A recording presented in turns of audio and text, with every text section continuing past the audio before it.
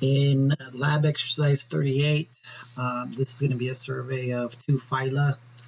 One is the Phylum Mollusca, which sometimes we call soft-bite animals and includes things like octopus and clams. And then the segmented worms referred to as the phylum Annelida. Now this particular video is only going to focus on mollusca, and then there'll be a second video that considers the Annelida. This is that cladogram of a more modern phylogeny, and you can see that these two animal phyla are right here on the cladogram. So there's your annelids and here's your mollusks, and we're going to start with the mollusks first. So these are questions to answer or tasks to complete based on the objectives in the actual lab manual. As always, we're going to consider the structural features that are specific to these phyla. Again, we're going to focus on mollusca here, but the lab also covers Annelida. And we want to look at these within the context of these animals' ability to survive and continue to flourish today, which means they've been able to persist on an evolutionary scale.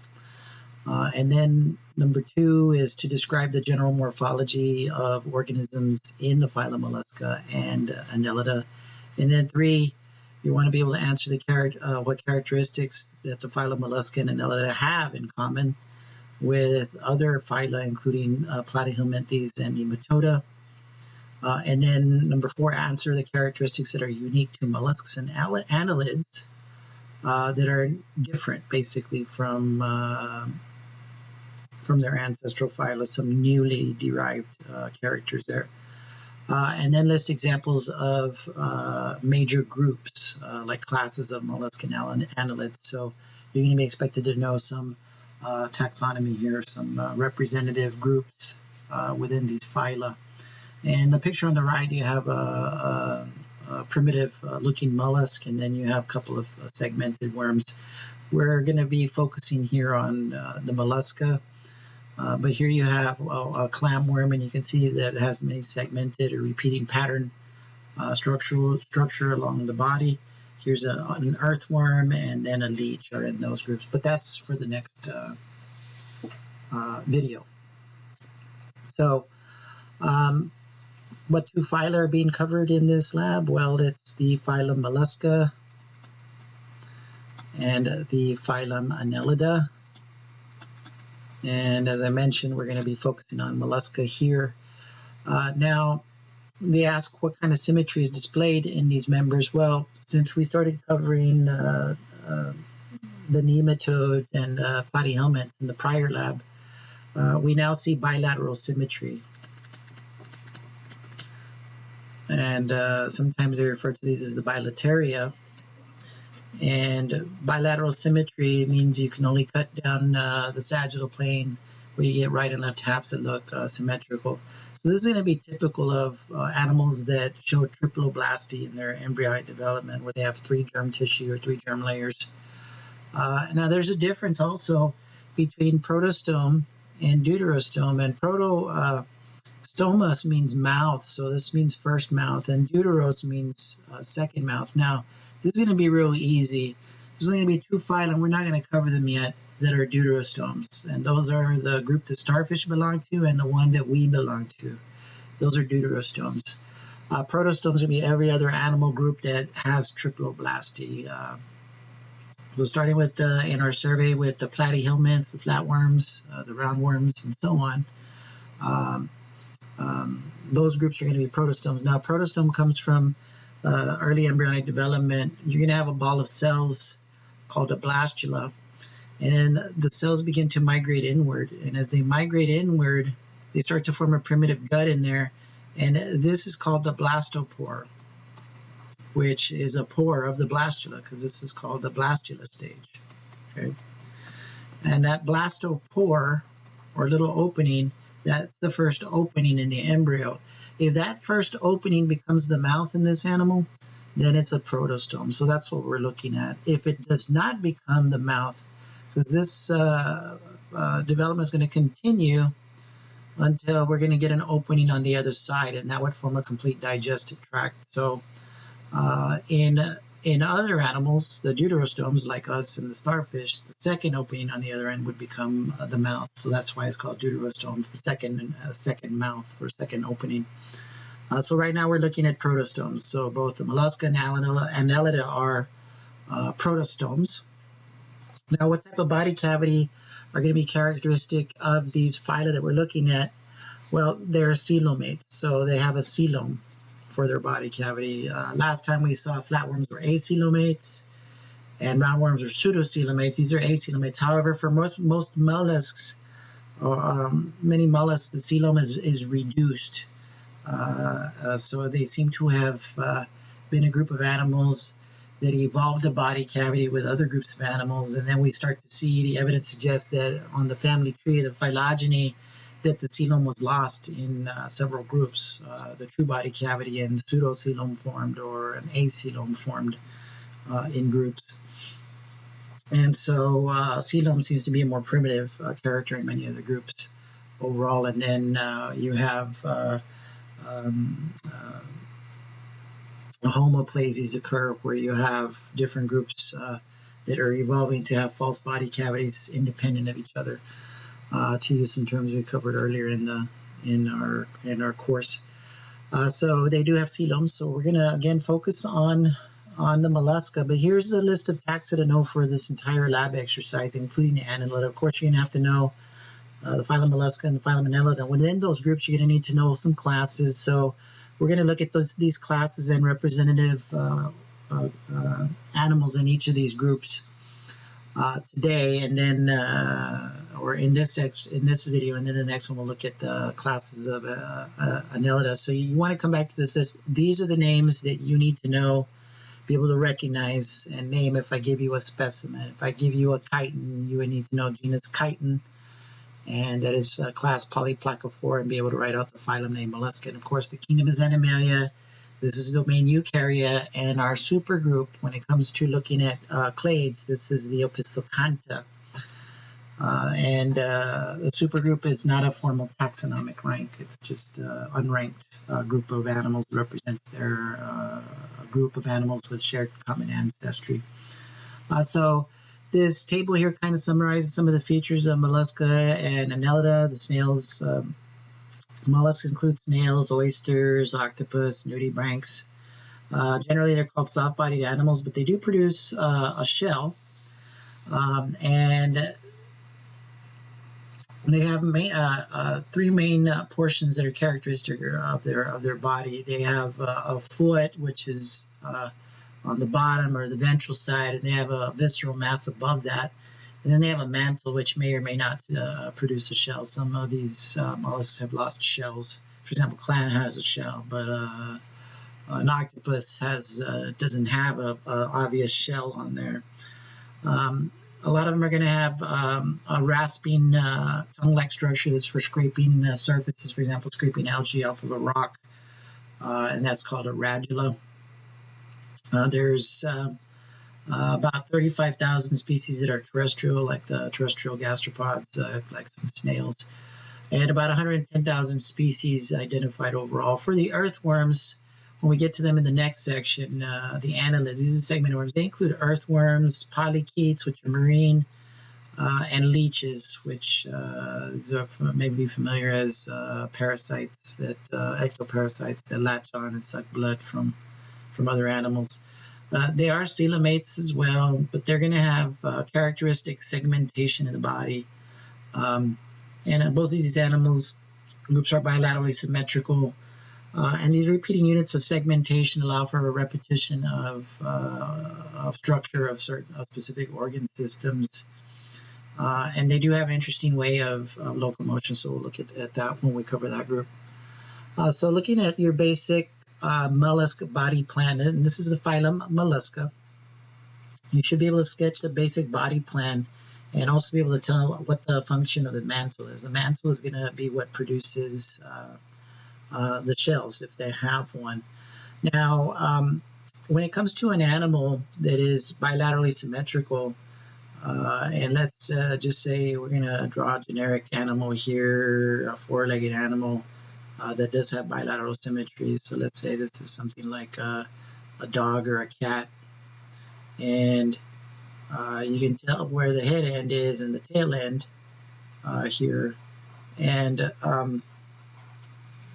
the head end would be anterior, the front, and this would be posterior. And the anterior end is going to have the head and all the sensory organs and concentration of high concentration of neurons in the brain. The back is going to be the dorsal side, and the belly side is the ventral side. And we have those as well, except we stand upright. And so our ventral side is also considered our anterior side because that's the front of us because we're bipedal. So we're a little bit weird compared to other kinds of animals. So you can see here in this picture, this primitive one, this would be the anterior end, and this would be the posterior end. And above is the dorsal, and below down here is ventral. So if we look at our basic layout now, then the foot is ventral, okay? And visceral, which means organs, mass, is dorsal to that. So if we say dorsal visceral mass, so mollusks have a ventral foot and a dorsal visceral mass. That's just basic. They have a mantle that produces a shell, okay? And many of them are going to have a radula. And here you can see the radula here. This is the mouth right here. And they can extend this tongue-like structure with muscle, to help a muscle. And it has these little scraping, you can see those little spikes there. And they can use that for scraping flesh off another animal or algae off of a rock or something like that. Now, as far as the circulatory system, we have a much more complex organism. The body mass is overall much thicker, and so now we need a way to circulate materials to all of the tissues within the body. So you're going to need a circulatory system that can help push nutrients to tissues and oxygen, and also to help get rid of waste products and take those waste products to the excretory organs, which could be a kidney or even the gills or something like that if this is aquatic. But mollusks, almost all the mollusk groups except for the octopus group, is going to have an open circulatory system. And what that means is if you have a heart here and you have a fluid in there that helps to circulate these types of materials we're talking about, that heart is going to pump that fluid through a blood vessel. But the thing is, the blood vessel ends up opening up to the cavity. And so that circulating fluid spills into the body cavity, the coelom, and then gets circulated around, and then it gets picked up back again on the other end and circulated like that. This is different than a closed circulatory system because there, the circulating fluid or the blood stays completely within blood vessels, and it's in those blood vessels that things are exchanged to tissues as those blood vessels get into all of the tissues. So mollusks, except for the octopus group, have an open circulatory system, whereas the octopus group is going to have a closed circulatory system. By the way, we have a closed circulatory system. So here are three variations on that body plan. If we go back and we look here at this one, this is considered a primitive mollusk. And then over evolutionary time, changes occur and you get these major groups. And here you have a snail with a shell, and these are this group is called, they're called gastropods because the class is Gastropoda. And then you have clams that have two shells. The shells are called valves, so these are bivalves, they call them. And the formal name is Bivalvia. You can see the names here in the caption, Gastropoda, then Bivalvia, and then Cephalopoda, which literally translates to foot with head, or head with foot, with feet on it. And that's because the foot is modified into these arms here that you see. So the foot on a snail, the foot has become modified for grabbing prey. And you can see that similar body plan. They're going to have a foot, a radula. They're going to have a mass of organs within the body on the dorsal side there. And in the case of the snail, produces a shell produced by the mantle. Bivalves or clams don't have radula because they're filter feeders, so they've lost their radula and they just suck in water, filter it out, and then pick up small tiny particles. So they actually help filter out water. It's pretty cool. They can help keep the water clean. And then the cephalopods, or the octopus and squid, these are active predators, so they have good vision, and they're capable of moving rapidly, and their radula is modified into a beak. This is used for biting, chewing, and in some cases even helping to transfer venom into prey, depending on the species there. So again, you're going to have a foot, so you can see the foot there in the bivalve. So this would be the ventral side, and then the visceral masses up here. That's your dorsal visceral mass. So this is the dorsal side of something like a clam. Now, for the cephalopods, they're a little more advanced. They have very good vision. They have a closed circulatory system, but and their shell is very reduced. So you see, it's a reduced shell within this squid like structure, and there's the radula there. So you have to go in between all the arms there and up in there to find the beak, so the modified radula. Now, if I were to take this clam and slice it right down through there, and then look at it from the front, because this is the anterior end over here. Well, I'll explain how you tell the front end, the back end. The ventral side is where the foot is. The dorsal is on the other side. And this is posterior end here. So if I were to cut it down here and then look at it from the front, just slice it right down the middle. That's what this picture is here on the left. Okay. And over here you can see the top of this picture is the dorsal side. This would be the ventral side where the foot is. You can see the foot labeled in the diagram here. Here's the foot down here, and they can extend the foot down in there. And a lot of times the bivalves use that foot either to scoot along the ground, but then they can use it to burrow into, go down into the sand and the water.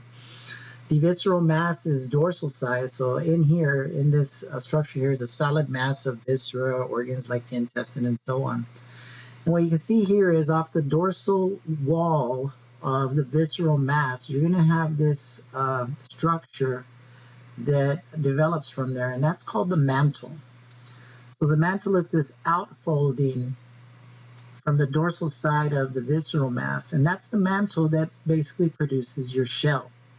And in this case, the shell's on a clam or scallop, or oysters. These are called valves, so this is why they call them bivalves. Now there's a hinge there, and there's muscles that help keep this valves shut in cases where they may be attacked by a predator, and then all they have to do is relax the muscles, and the two valves can open up for it. So there's your basic body plan, and a little more specifically generalization using a clam for how the mantle builds a shell. So the first group you're going to look at is the class Polyplacophora, and literally translated, phora means, we've seen that root before. I mean, phoris means to carry or to bear, and polyplaco is a reference to the dorsal plates, the plates on the back side. And you can see that these polyplacophorans have 8 dorsal plates. That's 3, 4, 5, 6, 7, 8, and those plates do provide some protection, even though some of the soft body is exposed. And this is the dorsal side, the back side, and then the belly side, here's that ventral foot, so you're looking at it from underneath, and here's the mouth. So this is the anterior end of this animal. And they like to cling to rocks, especially in areas where there's significant wave action and rocky shores out by the coast where the ocean meets the land. And so they're constantly being crashed into by waves, but they live along the rocks, and they'll scrape with their radula the algae off of there. So this is an interesting animal. We had some specimens in the lab that are in jars, but in the meantime, we can see what one looks like from this picture. They are flattened dorsal ventral, flattened from the back to the belly side, and they're oval in shape. So what type of habitat do the polyplacophorans live in? Again, rocky shores where there's a significant wave action, which can be pretty rough habitat to live in. So the foot helps them cling to the rock, which is what the question asking here, and the radula helps them to scrape algae off of there as a food source. The next group is the class Gastropoda. Again, this is the Phylum Mollusca. The class is Gastropoda, which literally translates to poda, like pseudopodia we saw with amoebas earlier. Poda means foot, and gastro means belly or stomach area. So we're literally talking about stomach, foot. And some of the observations supposed to look at a gastropod moving, maybe an aquatic gastropod. But I found video of a gastropod, and you can see it there on the bottom right. And then I also found these images here, and these are actually gastropods that were recently discovered, like in 2019. So these are new species, new to science. And there's two kinds of gastropods. There's a gastropod that does not produce a shell. They still have a dorsal and ventral side. They have a foot on their dorsal side. These are called slugs, commonly called slugs. And then you have those that do produce a shell. It's usually spiral in shape. And you can see different variations on the way that, not just the coloration, but the shape of the shells. And these are terrestrial gastropods. Many are aquatic as well. And if you can have aquatic snail, like, and they produce their shell. So those with a shell are called snails, commonly called snails. But they're all gastropods. And some of the characteristics for the gastropods, again, they're going to have these shells if they're snails, and the shells would be spiral in shape. They're going to have these tentacles up in the anterior region, and at the end of those tentacles, they'll have some light-sensitive cells there that are capable of sensing light, and they're also good at receiving other information, perhaps chemoreception, so they can smell and taste. And the gastropods, a question asked, why are the gastropods, if they do produce a shell, why is it spiral in shape? And this is because this is a right and left animal, a bilateral symmetrical animal, so they have a right and left mantle. And it turns out one of the mantles secretes the shell or produces a shell faster than the other side, so that ends up giving this spiral type of pattern. So let's take a look at this snail moving along here. So you can see the tentacles there. So it's kind of reminds me of Gary from SpongeBob SquarePants. Right? And it's moving along the surface, and if it's feeding, there's a mouth underneath the anterior area there with a radula. So now you can see it from the bottom. We're looking at the snout from the bottom as it's moving along. So it doesn't look like it can move very fast.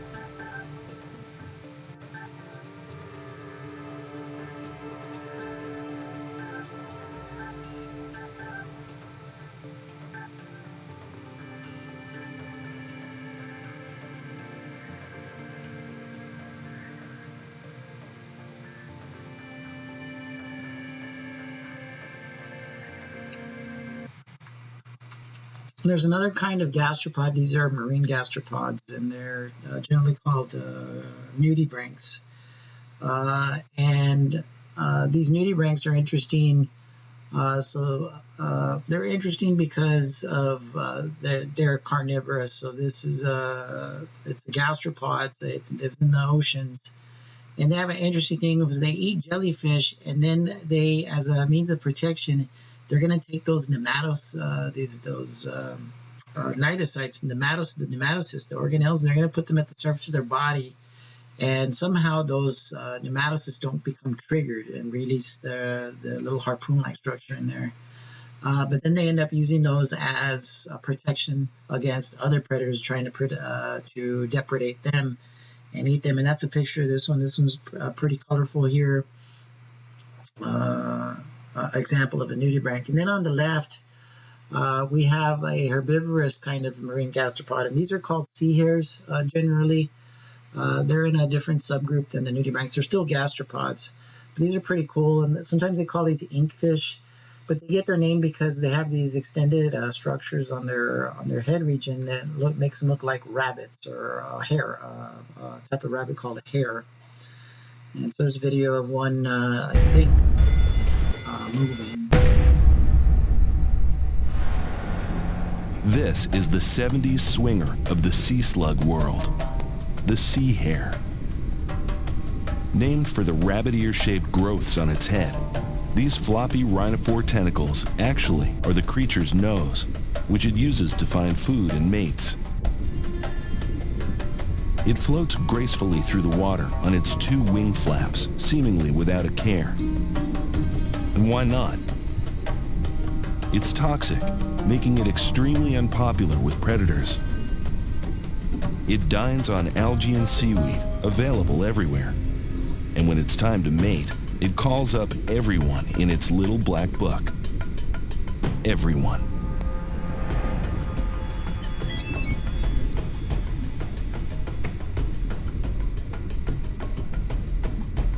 Sea hares are hermaphrodites. They contain both male and female sex organs. The first sea hare acts solely as a female and is mounted by a second sea hare, who acts as a male to the first and female to a third, and so on down the line, to the last hare, who acts only as a male. A pregnant sea hare will lay spaghetti-like strands of millions of eggs, anchored for safety to the kelp beds. Now here's a diagram showing a gastropod, and where the mouth is right here. And from the mouth, the cavity where the food goes in, you can see the muscles that control the extension of the radula and those scraping-like structures, those sharpened structures. They're made out of a material called chitin. And chitin we've seen before. This is a complex, tough polysaccharide. And they can use that to scrape algae off and so on. And when they take the food in, then they can take it down the esophagus, which is the tube that leads to the stomach. So I found another video here of an aquatic gastropod, and you're looking at it probably on the inside of an aquarium, and you can see how it's extending its radula to help scrape food or algae that's accumulated on that glass there, probably within the aquarium. But this is what they would do on rocks and other structures that are trying to pick up food.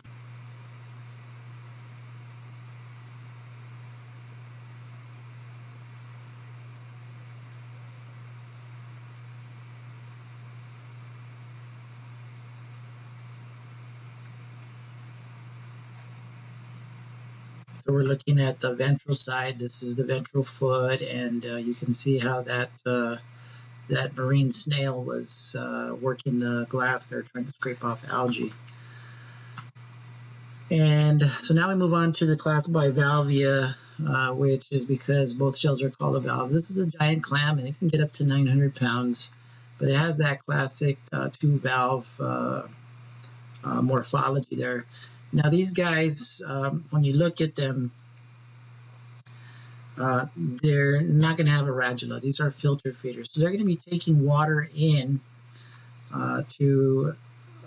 into the space between the mantle and the visceral mass. It's a cavity. It's not a body cavity where you would find.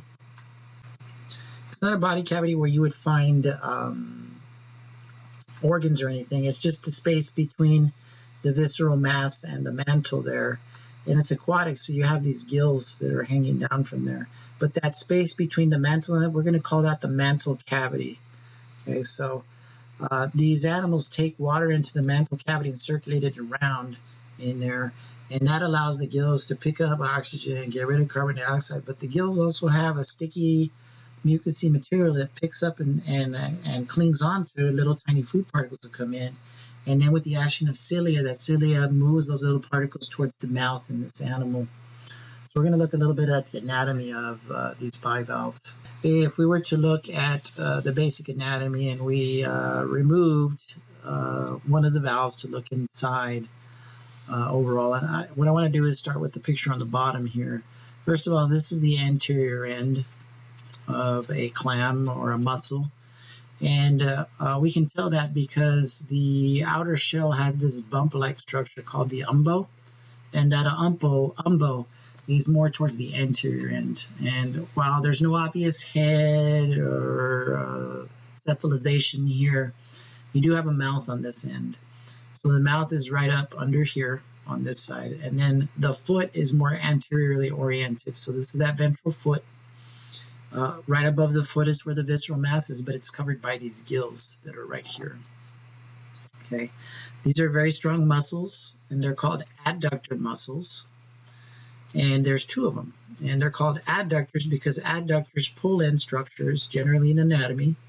They're going to pull structures in towards the main axis. So since they pull the two valves in towards the main axis of the body, they're referred to as adductors. So it would not be, once you know that, this is the anterior adductor muscle, this is posterior adductor muscle. Those would be structures you be expected to know. Now here's part of the mantle. The mantle's been torn away so we can see in there where the gills are. And since this is the front side, this is the back side, posterior. And here's the ventral side. Then I can imagine any kind of animal like a dog or a human even laying down in that direction with their belly facing down. And if I can, I'm looking at the left side of the animal, and then the left valve has been removed, and the valve that's on the back side here of this image, that would be the right valve. So you can tell what the left and right side is. So if the left valve is removed, and then we remove some of the mantle there, you can see the two gills that are under there.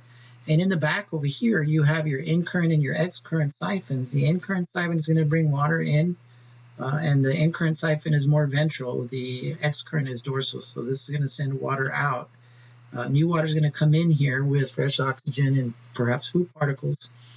And those food particles get picked up by the gills, and then the gills sweep those food particles and then move them over here to where the mouth is, right? There's these little labial palps, which literally translates to lip feelers, and those pick up the food particles and then move them into the opening there, into the mouth, and then that takes it to the stomach there. So what would you need to know? Just looking into the mantle cavity without getting into any of the internal organs, you should be able to tell the in-current siphon, the ex-current siphon, the gills.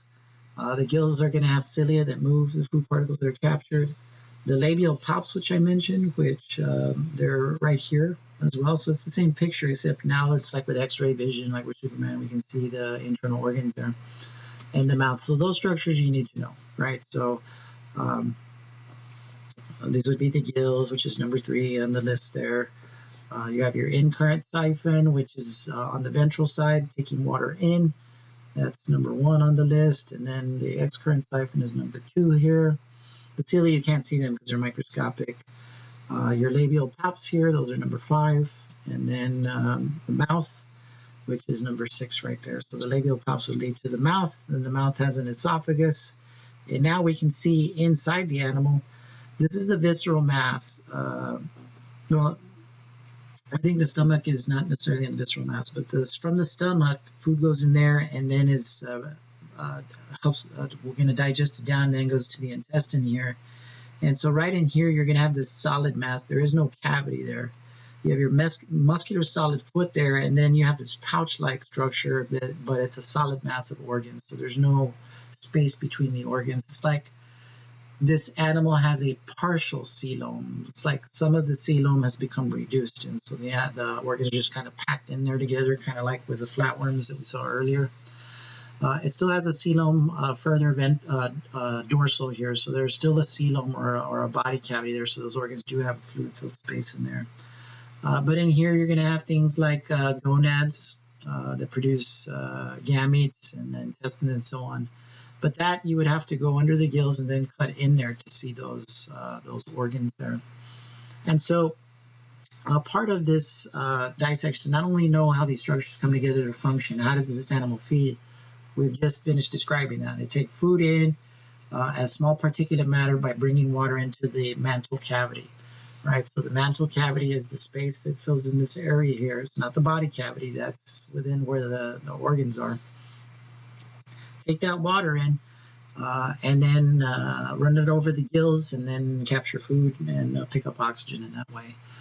So part of this was to do the dissection, and for the dissection you would have to do the external anatomy. And so here you can see that this is the umbo here, and then we have growth lines. Okay, so those are named there, and up here you're going to have a hinge on the valve. So this whole entire thing is your valve, and then your growth lines right there. That's number 4 on the list there to the left.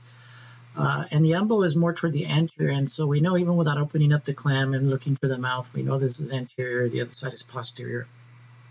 This is dorsal up here, which is the back side, and then the ventral side is here.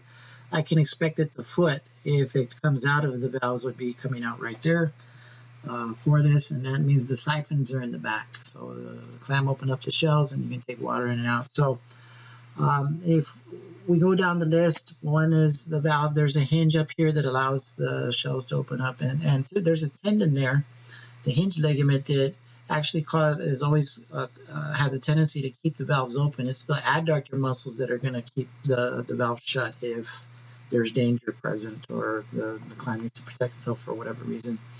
Remember that the mantle is going to secrete the shell. So if we were to remove the left valve there, this is your mantle right here. Okay, so that's number 5 on our list.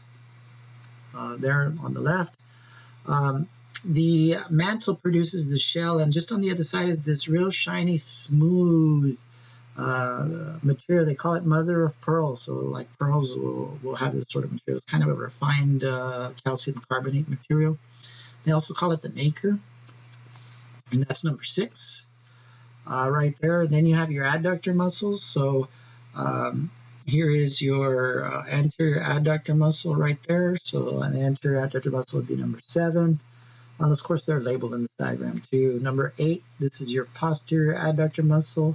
We've cut the shell away from it, so it's been detached from the shell up there. And so we have those. Then these are your gills. So your gills are number 9. It's right here, and there's 2 sets, one on each side. You have your labial palps. They're right here. So if we go follow the labial palps, they'll come to the mouth. It's right in there. You can kind of see a little dark space right in there. There's your mouth. Right up in there. So the mouth is number 11. The labial palps, that's number 10. Your foot on that list is number 12. Okay. And just above there's this pouch right up here. This is your visceral mass right up in there. And so your visceral mass is number 13. And you would have to cut in there to get to the mass of organs that are in there, and they include digestive glands, intestines that are in there, the gonad. But if you would have to come right up here to find the actual body cavity, it's very reduced. So within that membrane is a fluid-filled space of the true coelom. It's just very reduced. If this was a full-out coelom, then the visceral mass would also have a cavity, a fluid-filled cavity in there. Instead, it's just solid mass of organs in there. So the heart is up in there. Sorry, this touchpad is a little sensitive. So up in there is where you would have the heart. Your intestine even ends up exiting or running through there. I'll show you an image of that in a bit. And then we have a real nice idealized diagram of this right here. So that's the diagram that you can study and look at some of these structures and connect them to the actual dissection there. When it comes to the internal organs, the first thing we got to realize is that this clam is facing the other way. The anterior end was to the left in the prior image. On this image, the anterior end is on the right side. And here's your foot, which I mentioned earlier. The foot is more anteriorly oriented, and that means the visceral mass would be up above there, right in there. And so you can see in this dissection, they cut into that visceral mass in there, and you can see it's just a solid mass of these organs. You can see the gonads in there and the digestive gland, and then in here, if it doesn't look very clear, but you see a little tubular-like structure in there, which would be your intestine. Okay, and you can see the gills on the other side, and then in here we're in that body cavity there, and there's your heart, and here's the kidneys, which is going to help filter metabolic wastes and so on. And your siphons would be back here. And so we went back to this ideal image there. Again, now this picture's the clam's facing the other way, so we backtracked a little bit here.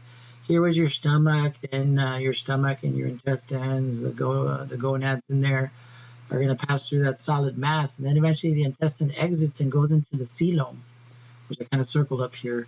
And there with the coelom, there's your heart, and the intestine goes actually in between the heart, and then the intestine ends at the anus here, And fortunately, that's where the X-current siphon is. So any waste that's released here gets flushed out, right? We don't want to be taking waste in there.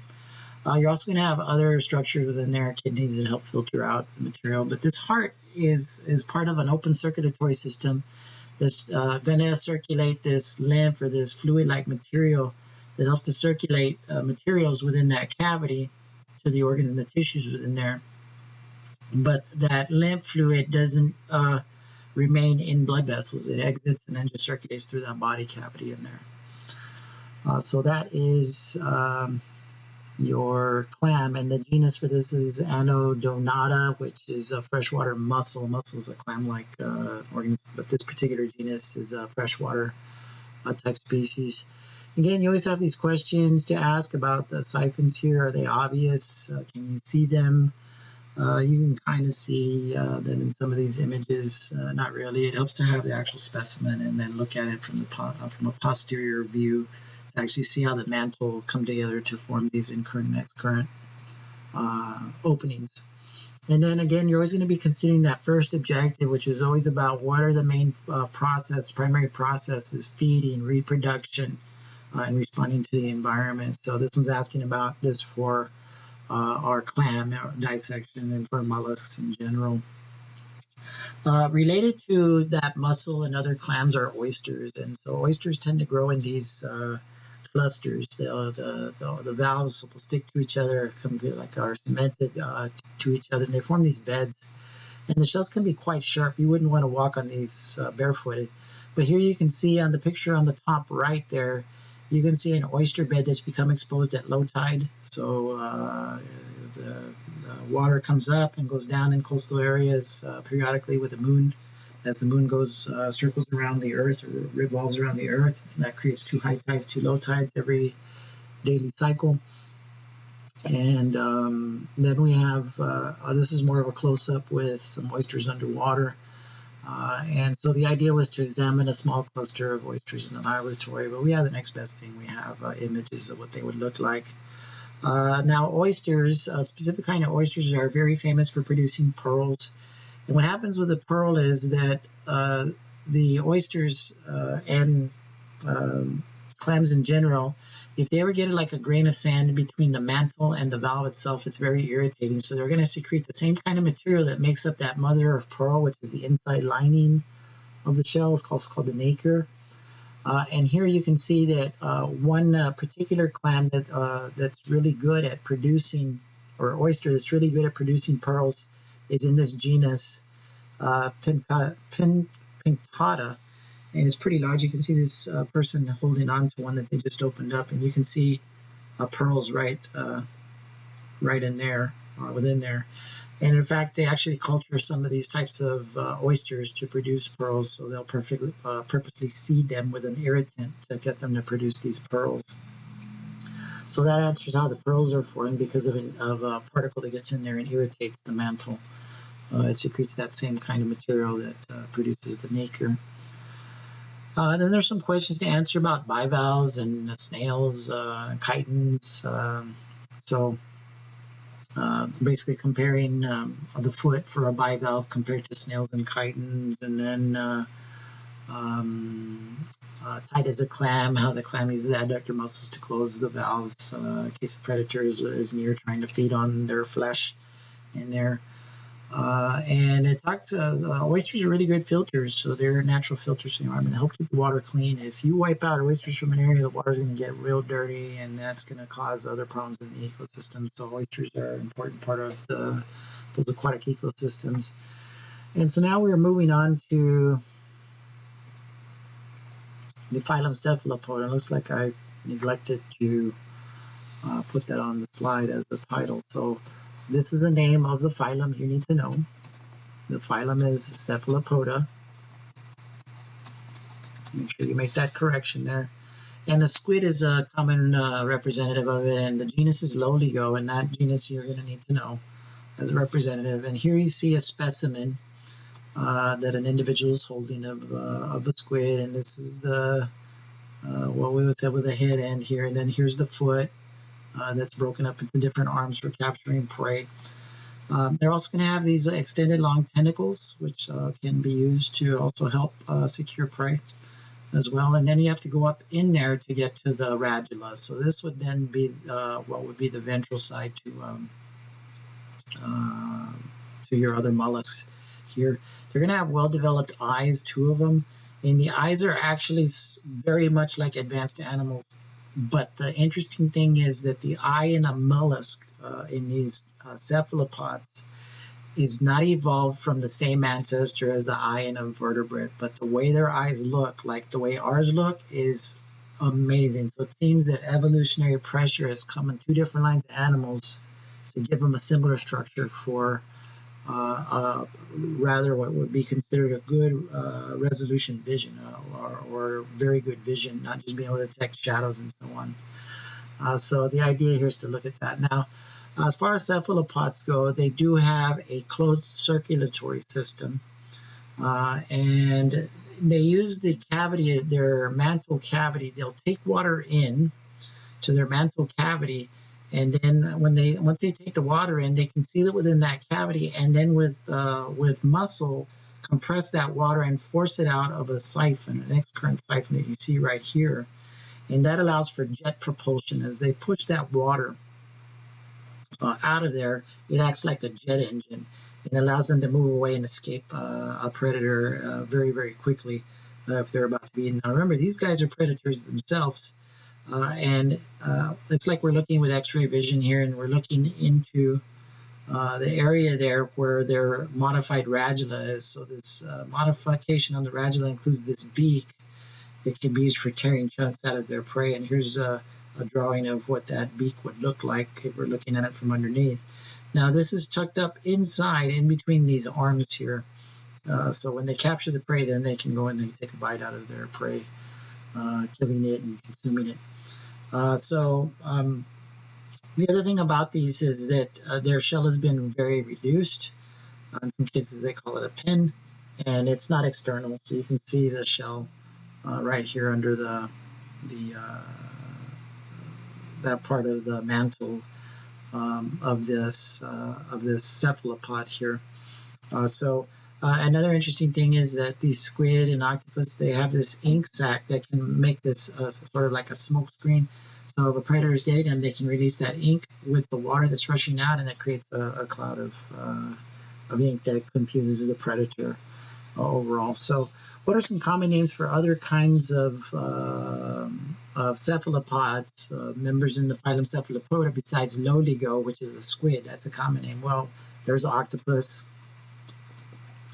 or octopuses. There's nautilus, and there's cuttlefish.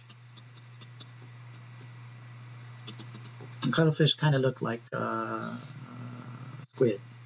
There's some differences overall, but here are some pictures of some. You have an octopus on the left. They're pretty large, and there's very interesting things about them. They're pretty smart. Again, all of these cephalopods have well-developed eyes. This is a cuttlefish, I believe, or it's labeled as a squid. Maybe it's a squid and not necessarily a cuttlefish. And then this is a nautilus, and the nautilus is a very ancient line of cephalopods. So if we look at all of these, the one that's the most primitive of all cephalopods is the one that still retains a shell. So we can still see this external shell. Still considered a cephalopod. They refer to these as a nautilus, and the genus is actually Nautilus there. So these are all types of cephalopods. One of the procedures also asks you to look at an eye up close, and you can see that, wow, look at the detail of that eye, and this eye is very well developed. And again, it evolved this eye independently of it, and we can tell you why, because one of the lines of evidence is that the vertebrate eye was not the best design ever when it comes to evolution creating these eyes. And that's because, and I got a little diagram to show this. You can see the structure looks very similar between an octopus or any cephalopod and a human. We have a lens that can change shape so you can focus the image. The light comes through the lens, through a pupil, and then a lens.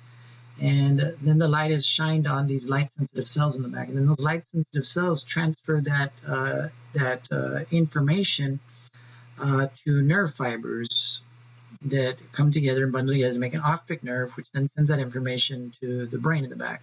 But you can see that the fibers are all on the back of those light-sensitive cells called, in our eyes, it'll be called the retina in the back. You can see that it seems that in the human eye and other vertebrates, this is turned backwards. And so the nerve tissue, the nerve fibers are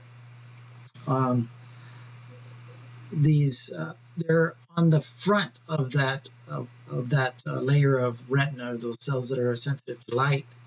And so they all bundle together and then exit the eye to form the optic nerve. And that's going to create an area where there's a dense collection of these nerve fibers, which are very, very little thin structures of nerve cells. In that bundle right there, there's no light-sensitive cells. So light that hits it right there, there's a little blind spot it's not sensitive to any light. And we can actually determine where your blind spot is. If you do a little bit of a little test on each eye, we can tell. You can see that an image you're trying to show yourself disappears, like you can't see it because the light is shining right on that area there. Well, an octopus doesn't have that problem, so it seems that when they evolved their eye from different ancestry, their eye evolved in a way that it's actually more efficient for seeing things than the vertebrate eye. Now, that doesn't create massive problems for us seeing overall, but there is a little flaw in there. So you're supposed to look at this more closely. This image is not in your lab manual, but I added that to help explain and help see how very similar the two eyes are. You're also supposed to look at the chambered nautilus, which we already saw earlier. The picture on the right shows a sample of a nautilus there. To round this out, you're supposed to fill in this table, which I would recommend you doing it. It gets you to do your classification for these 4 major classes. You want to mention the shells, like for the Polyplacophora, they have 8 dorsal plates, whereas the Gastropoda depends.